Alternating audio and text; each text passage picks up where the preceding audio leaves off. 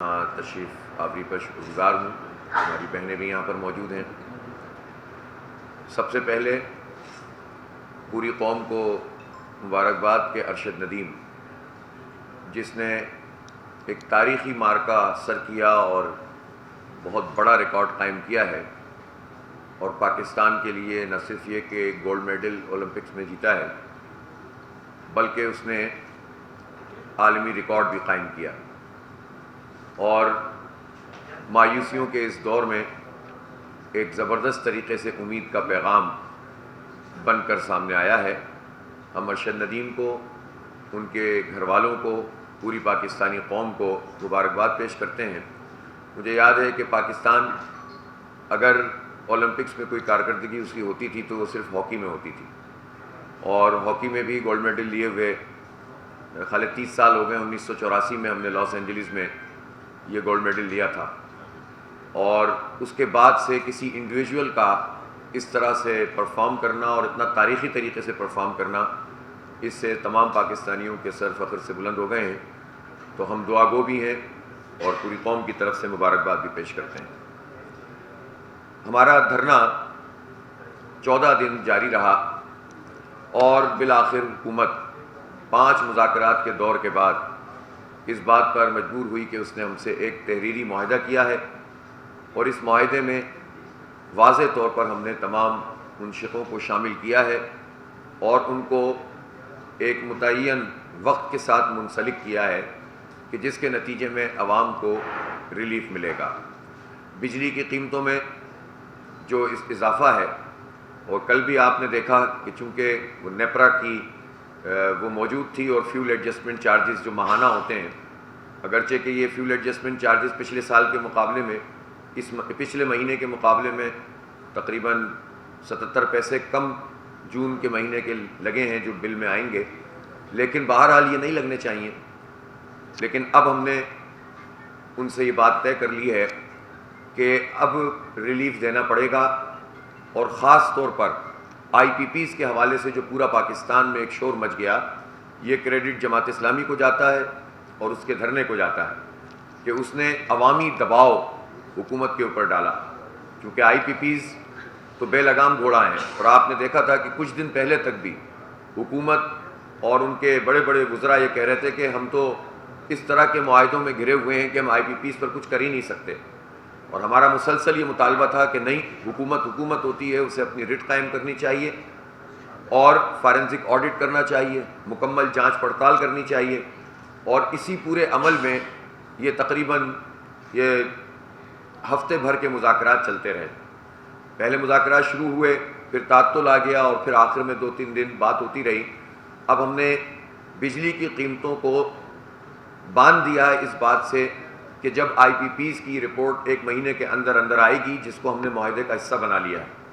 جو task force وزیر اعظم نے قائم کی، اور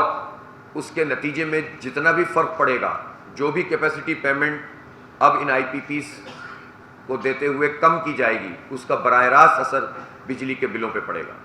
اور ہم نے اس طرح سے بجلی کے بلوں کو کم کرنے کا ایک باقاعدہ میکینزم اپنے اس ایگریمنٹ میں طے کر دیا. اسی طرح جتنی باتیں بھی کی جاتی ہیں کہ آئی ایم ایف کا دباؤ ہے، ہم بجلی کی قیمت کم نہیں کر سکتے، ٹیکسز کم نہیں کر سکتے، ہم یہ نہیں کر سکتے، ہم وہ نہیں کر سکتے. ہم نے اس کمیٹی کو جو حکومت کی طرف سے آئی تھی ایک ایک چیز واضح کر کے بتائی کہ وہ کون سے اقدامات ہیں جس کے نتیجے میں یہ سارے کام کیے جا سکتے ہیں. کمیٹی نے اس سے ایگری بھی کیا، اور ظاہر تنخواہ دار طبقے جس کے اوپر اضافی ٹیکس کا بوجھ ڈال دیا گیا ہے، اس پر وہ ماننے کے لیے تیار نہیں تھے کہ آئی ایم ایف کی بندشیں بہت سخت ہیں اور ہم اس کے پروگرام میں جانے والے ہیں، کہیں پرابلم نہ پیدا ہو جائے، اس سے پورے ملک کی معیشت تباہ ہو جائے گی، ڈالر 350 پہ چلا جائے گا، یہ ہو جائے گا، وہ ہو جائے گا. بہرحال ہم نے ان کے ساتھ تحریری ایگریمنٹ میں یہ بات طے کر لی ہے کہ آئندہ 45 دنوں میں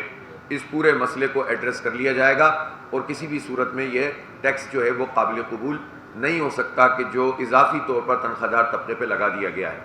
اور ہمیں یقین ہے کہ اگر انہوں نے عمل درآمد کیا معاہدے کے اوپر اس کی روح کے مطابق، تو انشاءاللہ 45 دن میں یہ سب کچھ ہوگا. اور میں یہ بھی بتاؤں گا آخر میں کہ معاہدے پر عمل درآمد کرنے کا جماعت اسلامی نے کیا میکینزم بنایا ہے. اسی طرح سے پاکستان کی تاریخ میں پہلی مرتبہ بڑے جاگیرداروں کے حوالے سے گفتگو ہوئی ہے، اور یہ اس دھرنے کی کامیابی ہے کہ جس میں یہ موضوع بنا ہے کہ بڑے جاگیردار تو ٹیکس ہی نہیں رہتے، سارے ملک سے 5 ارب 4 ارب روپے جمع کیا ہے، اور جو صوبوں کی طرف سے بھی رپورٹ سامنے آئی ہے اس میں پتہ چلا کہ جو جتنا ریونیو سندھ کا ہے یا پنجاب کا ہے وہ 0.1% بھی انہوں نے جاگیرداروں پر، بڑے جاگیرداروں کے اوپر ٹیکس نہیں لگایا۔ اس سے آپ اندازہ کر سکتے ہیں کہ دکاندار پھنسے، عام آدمی پھنسے، غریب آدمی کے اوپر ہر چیز کا ٹیکس، انڈائریکٹ ٹیکسز لگے ہوں، کھانے پینے کی چیزوں پہ آپ ٹیکس دے رہے ہوں، موبائل کے کارڈ پہ آپ ٹیکس دے رہے ہوں، پیٹرول کی لیوی پہ آپ ٹیکس دے رہے ہوں، لیکن جو اتنی اور تنخواہ دار آدمی اپنی تنخواہ سے ڈائریکٹ ٹیکس کٹا رہا ہو، لیکن بڑا جاگیردار جس کی مطلب انگریزوں کے زمانے سے اتنے بڑے بڑے جاگیردار ہیں جن کی نسلیں جو ہیں وہ کھا رہی ہیں، ان غداریوں کی وجہ سے انہیں زمینیں ملی تھیں، وہ بھی شامل ہیں، اور وہ بھی شامل ہیں جن کے بڑے بڑے رقبے ہیں اور وہ انکم ٹیکس کی مد میں پیسے ادا نہیں کرتے۔ تو پہلی مرتبہ یہ موضوع بنا ہے، ورنہ پولیٹیکل پارٹیز تو اس حوالے سے بات بھی نہیں کرتی، اور اس کا سبب یہ ہے کہ چونکہ وہ سب جاگیرداروں پر مشتمل ہوتی ہیں اور وہ جاگیرداروں کے مفاد کے خلاف کوئی چیز بھی اپنے بیانیے میں، اپنے نیریٹو میں لانے کے لیے تیار نہیں ہوتی ہیں، اور ذرا سی گفتگو ہو تو ان کے انٹرنلی لوگ پریشر ڈالنا شروع کر دیتے ہیں۔ جماعت اسلامی کا یہ کریڈٹ ہے کہ ہم نے مسلسل اس پر گفتگو کی ہے، ہمارے منشور میں تو یہ بات لکھی ہی ہوتی ہے، لیکن ہم نے اس پورے موضوع کو دھرنے کا موضوع بنایا اور ہمارے معاہدے کے نکات میں یہ بات شامل ہے۔ اب چونکہ آئین میں ایک پابندی ہے کہ صوبوں کے ساتھ مل کر اس کا میکینزم بنانا ہے، تو بہرحال یہ پہلی اچیومنٹ ہے کہ یہ ہمارے معاہدے کا حصہ بنا ہے، یہ موضوع بنا ہے، اور انشاءاللہ ہم اس کا تعاقب کر کے اس کو یقینی بنائیں گے کہ سارا بوجھ اب صرف تنخواہ دار طبقہ نہیں اٹھائے گا، غریب آدمی نہیں اٹھائے گا، تاجر اور صنعت کار نہیں اٹھائے گا، بڑے جاگیرداروں کو اور اتنی بڑی بڑی لینڈ ہولڈنگز ہیں جن کے پاس، ان کو بھی اب اس ٹیکس نیٹ میں آنا پڑے گا اور اس میں شامل ہونا پڑے گا۔ اسی طرح سے ہم نے جو اشیاء خورد و نوش کے حوالے سے بات کی، مراد کے حوالے سے بات کی، اور اس دھرنے کی یہ بہت بڑی کامیابی ہے کہ وہ موضوعات جو لوگ انڈیویجولی بیان کر رہے تھے، سوشل میڈیا پہ بات کر رہے تھے، میمز بنا رہے تھے، اپنے غصے کا اظہار کر رہے تھے، لیکن کوئی پولیٹیکل فورس نہیں تھی جو اس کو آواز دیتی ہو اور اس کو ایک رخ دے۔ ہم نے دیکھا کہ حکومت میں بھی بہت ساری پارٹیاں شامل ہیں، ظاہر ہے وہ تو اپنے آپ کو ڈیفینڈ ہی کرتے رہتے ہیں، لیکن جو اپوزیشن کی جماعتیں ہیں ان جینون عوامی ایشوز پر وہ گفتگو نہیں کر رہی ہیں، ان کے اپنے مسائل ہیں، اور ظاہر ہے کہ ہم کسی جماعت کے اپنے طریقہ کار کو، جو بھی ان کا طریقہ ہے وہ اپنی طریقے کے مطابق چلیں، لیکن عوام کہاں جائیں، ان کی آواز کون بنے گا؟ تو جب ہم نے یہ پوری حق دو عوام کو تحریک شروع کی، تو اس کے بعد یہ عوامی ایشوز، جس میں بجلی، جس میں گیس، جس میں پیٹرول، جس میں تنخواہ دار طبقہ، جس میں عام آدمی، اس کو ہم نے موضوع بنایا اور اس موضوع کو ایک رخ دیا، اور اس کے نتیجے میں اس پر گفتگو جو ہے وہ نیشنل میڈیا پہ ہونا شروع ہوئی، یہ پولیٹیکل ڈیبیٹ کا حصہ بنی، یہ ایک ایک گھر میں پینیٹریشن اس کی ہوئی۔ ہمارے اس دھرنے میں الحمدللہ تاجر بھی آئے، صنعت کار بھی آئے، اس میں جو ہے ہمارے یہاں الحمدللہ مزدور بھی آئے، کسان بھی آئے، ہر طبقہ وکلاء آئے، علماء کرام آئے، اور یہ سارے کے سارے لوگ اس پورے دھرنے کے ساتھ جڑتے چلے گئے، اور ہماری یہ جو حق دو عوام کو تحریک ہے یہ طاقتور ہوتی چلی گئی۔ لہٰذا ہم یہ سمجھتے ہیں کہ یہ پاکستان کے عوام کی کامیابی ہے،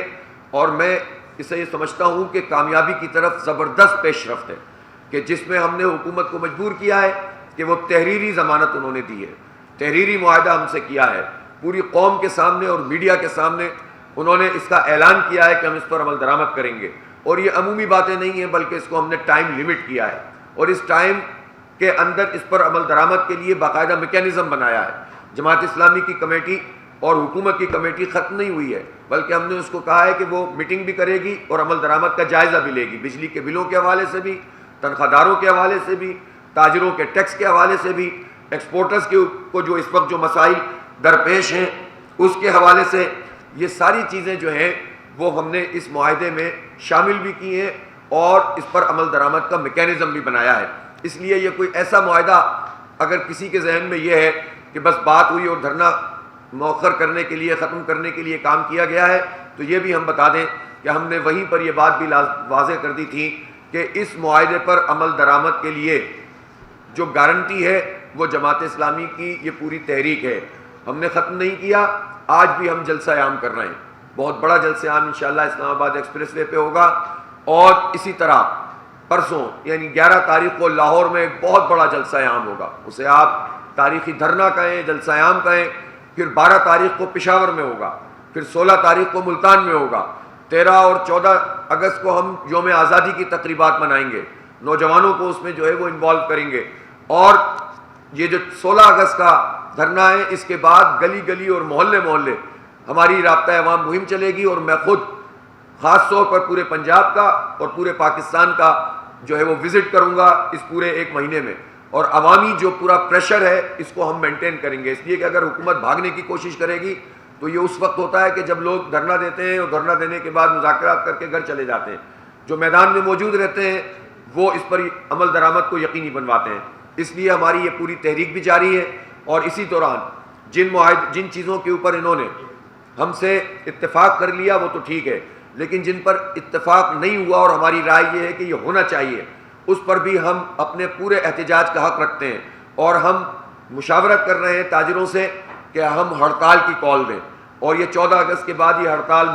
ملکی ہم اناؤنس کر سکتے ہیں. اسی طرح سے ہمارے پاس یہ آپشن بھی موجود ہے. اس پورے 25-30 دن میں پتہ چل جائے گا کہ حکومت کر کیا رہی ہے. اگر حکومت اپنی روش سے باز نہیں آئی اور معاہدے پر اس نے عمل جو ہے وہ نہیں کیا تو اس صورت میں ہم پھر پبلک سے یہ اپیل کرنے کی طرف جائیں گے کہ وہ بجلی کے بل کم از کم ادا نہ کریں. اور یہ بھی ایک پیسفل طریقہ ہوتا ہے اپنے احتجاج کو نوٹ کروانے کا. ہم معاملات کو وہاں تک نہیں لے جانا چاہتے. پاکستان کی معیشت ہمیں بھی عزیز ہے، اس لیے کہ پورا پاکستان جو ہے وہ اس کو بسر کرتا ہے. لیکن جب آپ بالکل معیشت کو ختم کر دیں گے، برباد کر دیں گے، تو اس کے نتیجے میں پھر آپ کو یہ انتہائی قدم اٹھانے پڑتے ہیں. میں سمجھتا ہوں کہ ہمارا جو دھرنا تھا یہ ہمارے کارکنوں اور اس میں شریک ہونے والے عام لوگ ان کی استقامت کا ایک بہت بڑا مظہر تھا. شدید حبس میں یہ دھرنا چلتا رہا، شدید گرمی میں، کبھی دھوپ بھی تیز ہوتی رہی، کبھی حبس شدید تھا اور پھر بارشیں ہوتی رہیں، لیکن یہ لوگ ڈٹے رہے. اور آپ دیکھتے تھے کہ روز دھرنے کی حاضری میں اضافہ ہوتا تھا. یعنی ورنہ دھرنے کی جو ہمیں تجربات ہیں، شروع میں ذرا حاضری ہوتی ہے، بعد میں پھر وہ ایسے ہی چلتا رہتا ہے، لیکن آپ دیکھتے تھے کہ روزانہ یہ جلسہ عام کی صورت اختیار کر لیتا تھا. اسی دھرنے میں بین الاقوامی طور پر جو واقعات رونما ہوئے، یہ دھرنا اس کی بھی ایک زبردست قسم کی آواز بن گیا. اور فلسطین کے حوالے سے جب ہمارے سابق وزیر اعظم فلسطین اسماعیل ہانیہ ان کو شہید کیا گیا تو اس دھرنے سے اس کی پوری قوت سے آواز اٹھی اور تاریخی نماز جنازہ بھی ادا کی گئی. اور جو انہوں نے اپنی زندگی میں اپیل کی تھی کہ وہ یوم اسیران فلسطین منایا جائے، وہ بھی شایان نشان طریقے سے منایا گیا. اسی طرح 5 اگست کو کشمیر کے حوالے سے جو بھارت کے اقدامات تھے اس پر یہ دھرنا ایک مؤثر اور طاقتور آواز بنا اور بہت زبردست قسم کا کشمیر سیشن یہاں پر کیا گیا. اسی طرح جو حالات پوری خطے میں موجود تھے، بنگلہ دیش میں ہوئے، ہم نے دیکھا کہ پوری دنیا میں اس وقت ایک موبلائزیشن ہے، ایک پولیٹیکل ایکٹیویزم ہے، تو اس کو بھی ہم نے یہاں سے ایڈریس کیا اور حکمرانوں کو وارن کیا کہ اگر وہ پرامن سیاسی مزاحمت کا راستہ روکیں گے اور لوگوں کو ریلیف نہیں دیں گے تو پھر حالات کسی بھی طریقے کے ہو سکتے ہیں. لہٰذا اس دھرنے کے شرکاء نے جس طرح سے اپنے آپ کو منوایا ہے، یہ پاکستان کی پولیٹیکل ہسٹری میں ایک نیا باب ہے. اور میں سمجھتا ہوں کہ اس میں جماعت اسلامی کی جو اسلام آباد اور پنڈی اور پھر ہمارے جو صوبے ہیں، ہمارا صوبہ پنجاب شمالی ہے جو کہ میزبان صوبہ تھا، اور ہمارے پنڈی کے لوگ میزبان تھے، اسلام آباد کے لوگ میزبان تھے. ان لوگوں نے جس طرح سے شرکت کی ہے اور انتظامات کیے ہیں اور جس طرح سے اس پورے دھرنے کو لے کر چلے ہیں، وہ بھی بہت بہت دیکھنے کی بات ہے. ہم یہ جماعت اسلامی پورے پاکستان کے لیے ایک رول ماڈل ہے، اس لیے کہ منظم طریقے سے، نظم و ضبط کے ساتھ، پرامن طریقے سے اپنے سیاسی کیس کو پیش کرنا، اپنے آپ کو ایسرٹ کرنا، اپنے آپ کو منوانا، حکومت کو جھکانا اور بدامنی نہیں ہونے دینا، انتشار نہیں پھیلنے دینا، فساد سے لوگوں کو روکنا، یہ ایک بہت بڑی بات ہوتی ہے. ورنہ تو یہ ہو سکتا تھا کہ جس دن اسلام آباد میں انہوں نے بندش کر دی تھی، چاروں طرف کنٹینر رکھ دیے تھے، تو ہم بھی ایک ایڈونچر کرتے اور جو ہم نے طے کیا تھا کہ ہم ڈی چوک جائیں گے، ہم پہنچتے، ہنگامہ ہوتا، گولیاں چلتی، دونوں طرف سے جو ہے وہ فسادات ہوتے، پولیس والے جو ہے شیلنگ کرتے، کارکن زخمی ہوتے، یہ سب کچھ ہوتا، لیکن مقاصد حاصل نہیں ہوتے. اور ایک دن کی لڑائی حکومت ورسز جماعت اسلامی بنتی، جماعت اسلامی کو اس میں ایک وہ مل جاتی، ایج مل جاتا، وہ ڈسکس ہوتی، وہ مظلوم بنتی اور بات ختم ہو جاتی، ایشو پر کوئی بات نہیں کرتا۔ مسئلہ پاکستان کا یہ ہے کہ پاکستان میں ایشو کی سیاست نہیں ہو رہی، پاکستان میں شخصیات کی سیاست ہے، ذاتیات کی سیاست ہے، نفرت کی سیاست ہے، لسانیت کی سیاست ہے۔ پاکستان میں یہاں جو سیاست ہے وہ خاندانوں میں یرغمال ہے، پولیٹیکل پارٹیز میں خود ڈیموکریسی نہیں ہے،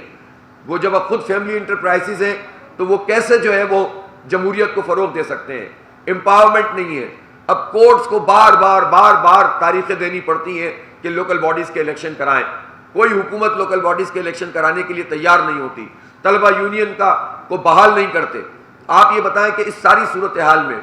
جب پالیٹکس کا رخ ہی بالکل مختلف ہو، ایسے میں عوامی ایشوز کو سامنے رکھ کر نظریاتی ایشوز کو اس عوامی ایشوز کو نظریاتی ایشوز سمجھتے ہیں۔ اسلام ایڈریس کرتا ہے ان تمام چیزوں کو کہ آپ لوگوں کے دکھ، لوگوں کے درد کی آواز بنیں اور حق کو حاصل کرنے کے لیے جد و جہد کریں۔ ہم یہ دین کا فریضہ سمجھ کر اس کام کو عبادت سمجھ کے کرتے ہیں۔ تو جماعت اسلامی پورے ملک کے لیے ایک رول ماڈل ہے اور نوجوانوں کے لیے خاص طور پر، اور اسی لیے آپ نے دیکھا کہ اس دھرنے میں بہت بڑے پیمانے پر نوجوان شریک ہو رہے تھے، اور آپ نے اس میں ہماری ماؤں بہنوں کی، بیٹیوں کی پارٹیسپیشن دیکھی۔ کل بھی حالانکہ ہم نے ان کو اس طرح سے الگ سے انوائٹ نہیں کیا تھا، لیکن جتنی بڑی تعداد میں کل جو ہے وہ ہماری یہ خواتین موجود تھیں اور ہماری بیٹیاں موجود تھیں، ہماری بہنیں موجود تھیں، آپ نے دیکھا کہ ان کے اندر کتنا زبردست جوش تھا اور جذبہ تھا۔ اور یہ وہ چیز ہے جو حکمرانوں کو سمجھ لینی چاہیے کہ اب اس طرح نہیں چلے گا کہ آپ آئے، آپ نے بات کی اور چلے گئے۔ اب اس معاہدے پر عمل درآمد بھی کرنا ہوگا، اس کی نگرانی بھی کریں گے، اس کا پہرا بھی دیں گے، اور اس کا پہرا عوامی رائے کے ذریعے سے ہی دیں گے، عوامی تحرک کے ذریعے سے دیں گے، اور پورے پاکستان کو موبلائز کر کے دیں گے۔ میں کراچی کی جماعت اسلامی اور کراچی کے عوام کا بھی شکریہ ادا کرتا ہوں جنہوں نے اس دھرنے کے ساتھ 6 دن لگاتار دھرنا دیا، اور وہ تو دھرنا مزید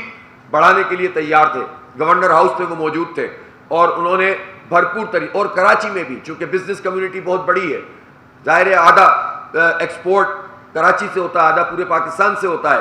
تو وہاں کی تاجر کمیونٹی، وہاں کی صنعت کار، وہاں کے جتنے بھی سول سوسائٹی سے تعلق رکھنے والے پولیٹیکل ورکر، وہ سب بھی وہاں پر شریک ہوتے رہے، اور یہ سلسلہ ہمارا انشاءاللہ جاری رہے گا۔ تو میں ایک مرتبہ پھر ان میڈیا کا شکریہ ادا کرتا ہوں جس کے ورکرز نے، جس کے کیمرہ مین، جس کے فوٹوگرافر، جن کے تجزیہ نگار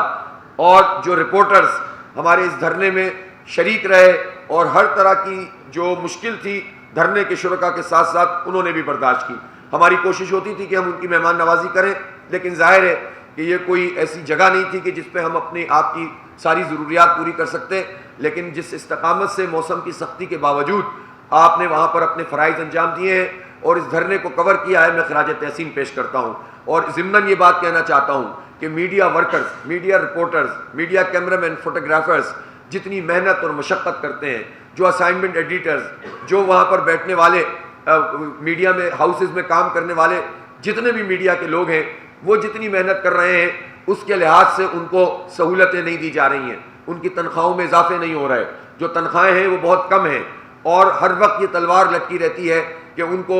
کسی بھی صورت میں وہاں سے نکال دیا جائے گا۔ کوئی پارٹی میڈیا ورکرز کے لیے بات کرنے کے لیے تیار نہیں ہوتی، اس لیے کہ لوگ یہ سمجھتے ہیں کہ مالکان ان کی کوریج کم کر دیں گے۔ ہم اس غم سے آزاد ہو کر میڈیا کے ورکرز کے ساتھ کھڑے ہوئے ہیں، اور ہم یہ سمجھتے ہیں کہ جتنی قربانی یہ دیتے ہیں، گولیوں کے سامنے کھڑے ہوتے ہیں، شیلنگ میں یہ رپورٹنگ کر رہے ہوتے ہیں، برسات میں یہ کھڑے ہوئے ہوتے ہیں، سخت گرمی اور سخت سردی اور برف باری میں یہ رپورٹنگ کرتے ہیں، اور ان کی پوری ٹیم ان سے ساتھ سنکرونائز ہو کر کام کرتی ہے۔ جب میڈیا مالکان کو اربوں روپے کے اشتہارات گورنمنٹ دے رہی ہے تو پھر یہ میڈیا کے ورکرز کا بھی اس میں حصہ ہونا چاہیے۔ آپ دیکھیں کہ اس وقت اشتہارات کی بھرمار ہے، حکومت کے پاس پیسے نہیں ہیں، لیکن میڈیا کے اشتہارات آپ دیکھیں تو آپ کو پتہ چلے گا کہ اپنی کوریج حاصل کرنے کے لیے ایک طرح سے سیاسی رشوت کے طور پر ان اشتہاروں کو استعمال کیا جا رہا ہے۔ تو یہ نہیں ہونا چاہیے، حق بات ہے جو کہنی چاہیے۔ باقی پارٹیاں شاید ڈرتی ہوں کہ کوریج ہماری کم ہو جائے گی، ہمیں اس کی فکر نہیں ہے، اللہ نے چاہا تو یہ کوریج اور بڑھے گی۔ سچ بیان کریں گے تو اس سچ کے اوپر کوئی پہرا نہیں بٹھا سکتا، اور سوشل میڈیا کی ٹیم نے جس طرح محنت کی اور جس طرح سے یہ آواز پوری قوم کی آواز بنی، میں اس کو خراج تحسین پیش کرتا ہوں۔ تو یہ کامیابی کا سفر ہے الحمدللہ جو ہم نے طے کیا ہے، مذاکرات ہوئے ہیں، ٹائم باؤنڈ کیا ہے اور متعین طور پر چیزوں کو واضح کیا ہے۔ انشاءاللہ ہم اپنی اس تحریک کو بھی جاری رکھیں گے اور اس تحریک کے ذریعے سے ہی اپنے اس معاہدے کا پہرا دیں گے۔ اور آج میری درخواست ہوگی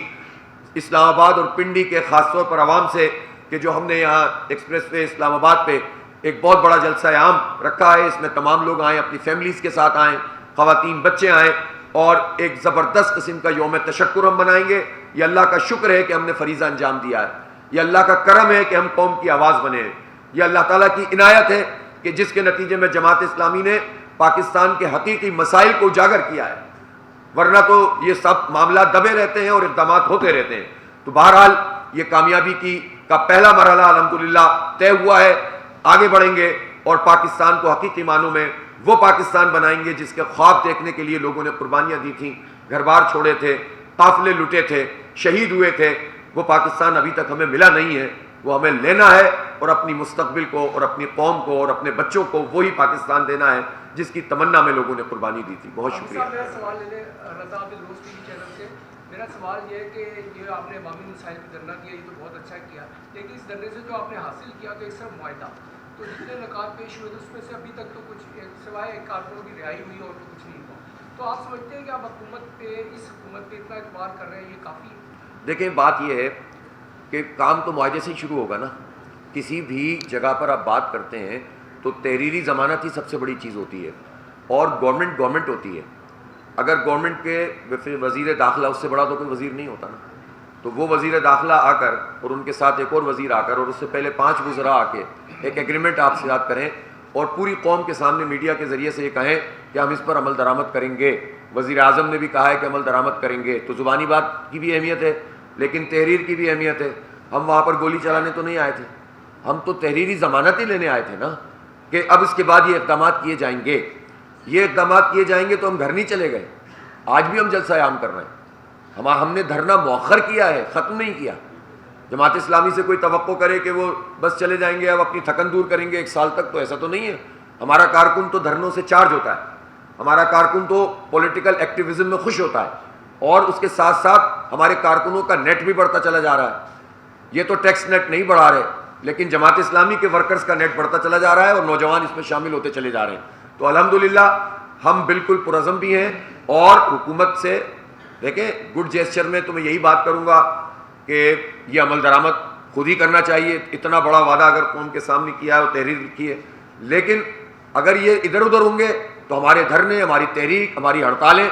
یہ اس کا پہرا دیں گی۔ اور ہم نے ایک واضح کر دیا، کل میڈیا کے سامنے آپ سب موجود تھے، ہم نے کہہ دیا کہ ہم کسی بھی ایک چیز سے وڈرا نہیں ہوں گے۔ ہم اپنا پولیٹیکل رائٹ، جو ہمارا جتنا بھی احتجاج کرنے کا سیاسی اور آئینی حق ہے، وہ استعمال کرتے رہیں گے، اس دوران بھی کریں گے جبکہ معاہدے پر عمل درآمد ہو رہا ہوگا، اور اس کے بعد بھی ہم کرنے کا پورا حق رکھتے ہیں، تو وہ ہم جاری رکھیں گے انشاءاللہ۔ یہ بتائیے گا کہ آپ نے ایک تو 1300 کی ڈیمانڈ کی ہے جی، 1.5 مہینے بعد صدر، وزیر اعظم اور تمام وزراء اور تمام بیوروکریسی 1300 سی سی گاڑی پہ ہمیں نظر آئی کہ اس کے اوپر انہوں نے اتفاق کیے یا اچھا اتفاق تو انہوں نے اس پہ کیا، لیکن بہت ڈر رہے تھے، اس لیے کہ میں تو بار بار کہتا رہا کہ پتہ نہیں ان کو کوئی بیماریوں کا مسئلہ ہے۔ شمسی صاحب ذرا سا یہ میڈیا کے سامنے سے ہٹ جائیے گا، کہ بیماریوں کا مسئلہ ہے یا کیا ہے کہ 1300 سی سی میں آتے ہی کوئی تکلیف شروع ہو جاتی ہے، اور کہتے یہی ہے کہ بھائی یہ تو انٹائٹلمنٹ تو 1300 سی سی کی ہے، 22 گریڈ کے افسر کی بھی، لیکن عمل اس طرح کرتے ہیں کہ 2 کام کرتے ہیں۔ ایک تو یہ کہ پول میں سے گاڑی نکال لیتے ہیں، بڑی بڑی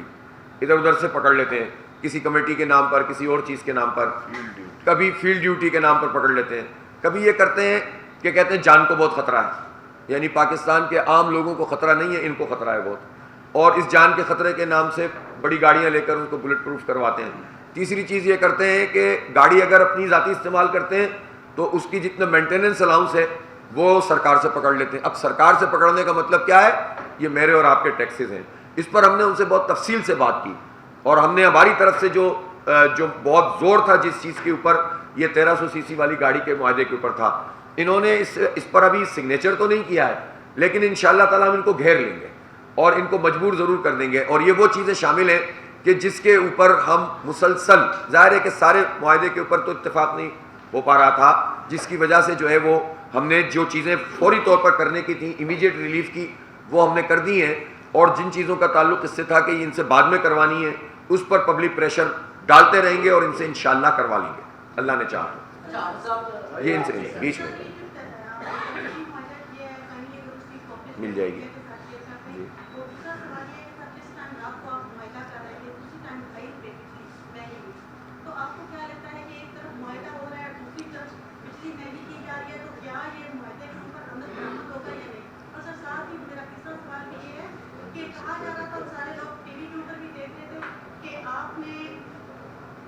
قدم سے آپ تیار نہیں تھے معاہدے کے لیے یا جو بھی باتیں اچانک سے معاہدہ ہو گیا تو سر کیا پیچھے سے کوئی پریشر تھا یا کچھ اس طرح کی بات تھی کہ آپ نے اچانک سے معاہدہ کر دیا؟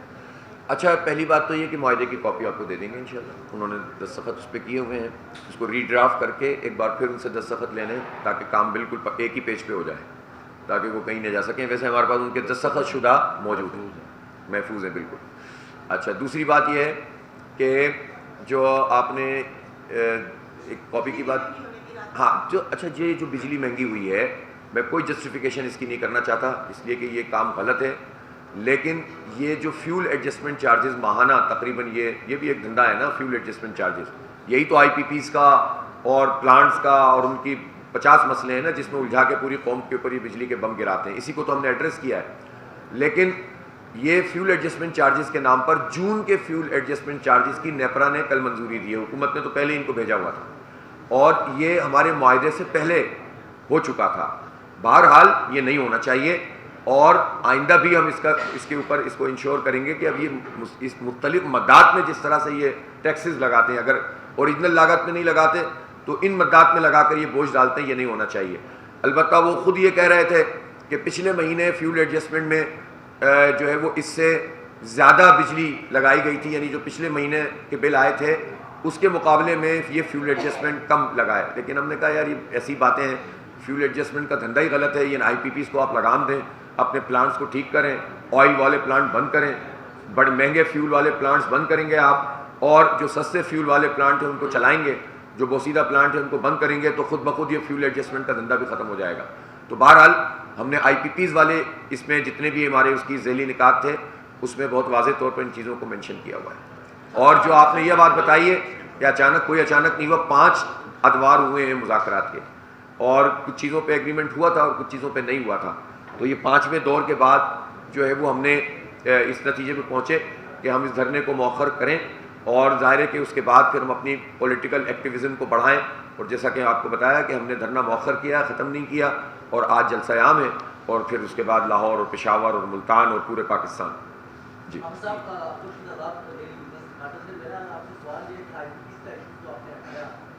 ساتھ ہی دوسرا ٹریکٹر پاور پلانٹ کا ایشو بھی ہے،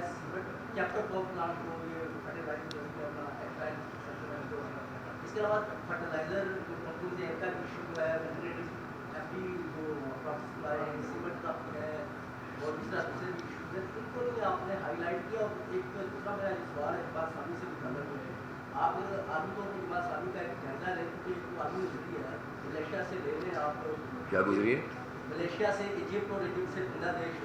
یہ تو سارا ایک سکسیسفل ہے اور ترکی بھی اس میں شامل کر لیں. لیکن پاکستان میں میں اسکول کا علم تھا جب قاضی سینا کے ساتھ ایک دھرنا دیا تھا، ایسا تھا اس میں تب سے لے کے آج تک میں اس کا جو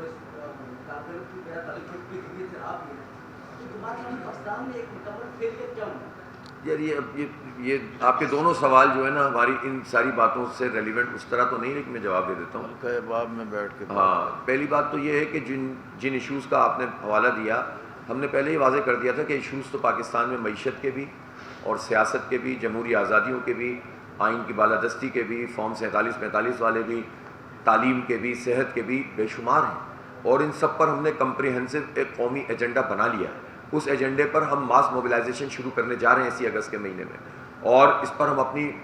جو ہے وہ نیٹ ورکنگ بھی بڑھا رہے ہیں، ممبرشپ بھی کریں گے، کمیٹیز بھی قائم کر رہے ہیں گراس روٹ لیول پر. یہ سارے کام تو اپنی جگہ ہیں، لیکن یہ دھرنا اسپیسیفک تھا ان 4-5 ایشوز کے اوپر، 7 ایشوز کے اوپر جو ہم نے مطالبات کی صورت میں دیے تھے، اور اسی پر ہم نے فوکس کرتے ہوئے چیزوں کو ایڈریس کیا ہے اور وہ ہم نے اپنے معاہدے میں ایڈریس کر لیا ہے. جماعت اسلامی الحمدللہ کامیاب جماعت ہے. پاکستان میں جماعت اسلامی کو اگر انتخابی میدان میں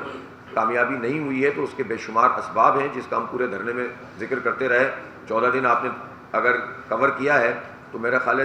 28 تقریریں اس موضوع پہ میں نے خود ہی کی ہوں گی. تو آپ ذرا سا اگر زحمت فرما کے اس کو سنیں تو آپ کو سارے اسباب پتہ چل جائیں گے. اور اب وہ دور بھی گزر گیا ہے الحمدللہ. اب جماعت اسلامی ایک بہت بڑی عوامی قوت کے طور پر سامنے آ رہی ہے، اور آئندہ دنوں میں آپ دیکھیں گے کہ پاکستان کی سیاست میں جماعت اسلامی بہت اہم ترین رول ادا کرنے جا رہی ہے. اور اس وقت بھی جو سب سے بڑا ایشو لوگوں کا تھا اس پر سب سے مؤثر آواز جماعت اسلامی کی ہے. تو ہم تو سیاست کو اس طرح دیکھتے ہیں.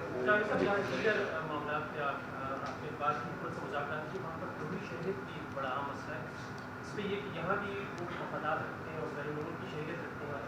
इसी मीटिंग को दोहरी शरीयत के हामिल अफराद असम्बली में तो नहीं आ सकते, लेकिन मुलाज़मतें पर भी पाबंदी होगी। नहीं, अब तो असम्बली में भी उन्होंने रास्ता निकाला हुआ है, आ सकते हैं, जी हाँ, और पहले नहीं आ दूसरा सकते। ये कि पार्लियामेंट, हमारे सदर, हमारे वज़ीर आज़म, दीगर इदारे, इनके अखराजात में इजाफा हुआ तो ये अपने अखराजात तो रोकते और उसमें कमी करते हैं। इस पर इन जितने भी मुज़ाकरात हमारे इनसे होते रहे ना, हमने इनको तमाम तर चीज़ें हम इनको बताते रहे। वो ये कहते थे कि हम IMF से इतने ज़्यादा बंध गए हैं कि अगर हमने ज़रा सा इधर किया उधर किया तो IMF हमारा प्रोग्राम कैंसिल कर देगा और हम मर जाएंगे और पाकिस्तान तबाह हो जाएगा और डॉलर वैल्यू इतनी हो जाएगी और मईशत ये हो जाएगी वो हो जाएगी। तो हम उनसे कहते थे भाई IMF अगर आपसे ये कहता है कि आप टैक्स कलेक्शन करें और IMF ये कहता है कि आप बचत करें, तो भाई बचत के तरीके सिर्फ वो तो नहीं है जो IMF ने आपको बताए हैं या आप खुद तय कर रहे हैं। बचत के तरीके तो वो भी हैं कि अपने अखराजात कम करें, बचत के तरीके तो ये हैं कि अपनी गाड़ियाँ छोटी करें, अपना पेट्रोल कम करें, ये सब चीज़ें बचत के तरीके हैं ना। तो इन सब चीज़ों पर उनसे बात होती रही। फिर हमने सूद के ऊपर ख़ास तौर पर बात की कि सूद तो होना ही नहीं चाहिए,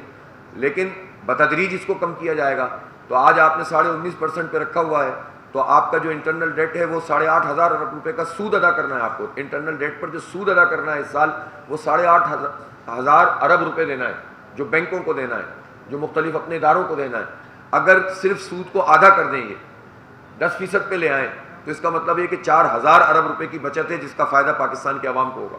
तो ये सब बातें हमने उनसे की हैं, मानते भी हैं, एग्री भी करते हैं। बस वो कहते हैं कि हमारी मजबूरी ये है कि मतलब हम IMF के साथ एक उसमें चल रहे हैं तो इस वक्त ये नहीं कर सकते उस वक्त। तो इसीलिए हमने उनसे फिर एक तफसीली मुआहदा करके उनको टाइम बाउंड किया है कि आपको ये इक़दाम करने होंगे। जी आपने 45 दिन का टाइम दिया हुकूमत को, जी अगर हुकूमत इस्लामाबाद के वाले सारे नहीं मानती तो क्या अगला धरना इस्लामाबाद में होगा? बिल्कुल हो सकता है। देखिए, इस्लामाबाद में धरना करना हमारे लिए कोई मुश्किल काम नहीं था, ना अभी भी है। सिर्फ उसमें एक ही उस वक्त का मामला ये था कि अगर हम वो धरना उस वक्त करते ना तो ये इश्यूज़ भी पाकिस्तान के मीडिया पर और पाकिस्तान के बच्चे बच्चे की ज़ुबान पर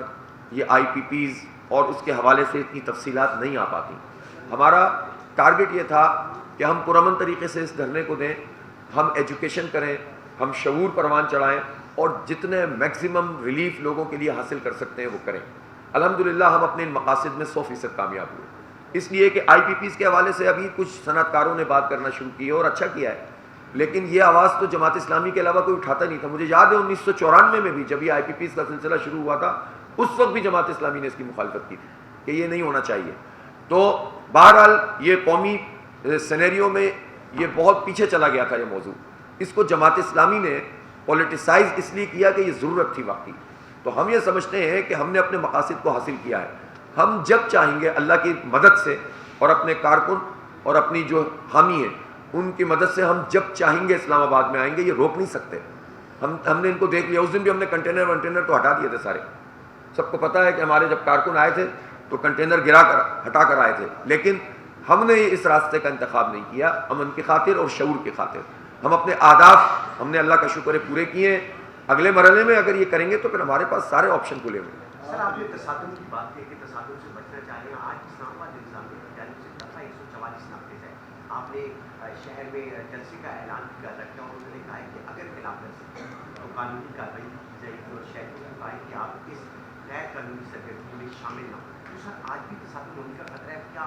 इसके पेश नज़र आज आपका जलसा नहीं, जलसा तो अब जलसा होगा। जलसे की जगह बहरहाल मुतय्यन हो गई है, उस जलसे को इंशाल्लाह हम अंजाम देंगे। हमारे पेश नज़र ये नहीं है कि 1 इंच इधर करना है कि 1 इंच उधर करना है। एक बड़ा जलसा आम जो यौम तशक्कुर के तौर पर हम बनाएंगे। हमने अल्लाह का शुक्र है बहुत बड़ी अचीवमेंट हासिल की है। हम पूरी कौम को साथ लेकर चल रहे हैं और कौम की उम्मीद जमात इस्लामी बन रही है और अल्लाह का शुक्र है कि हम इस कामयाबी को सेलिब्रेट भी करना चाहते हैं और आइंदा का लाएमल भी देना चाहते हैं। तो ये जलसा हर सूरत में होगा और हमारे सब लोग इंशाल्लाह जलसे में पहुँचेंगे। और मैं पिंडी इस्लामाबाद के लोगों से ख़ास तौर पर कहना चाहता हूँ कि आप वहाँ पर पहुँचें और इस जलसे को कामयाब करें और शमसी साहब तशरीफ़ रखें। जी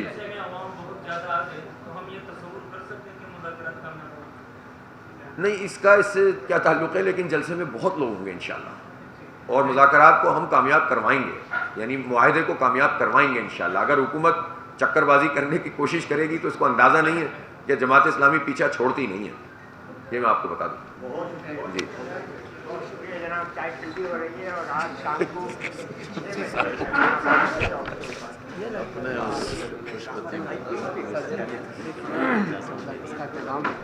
یار ابھی نہیں بغیر دستخط کے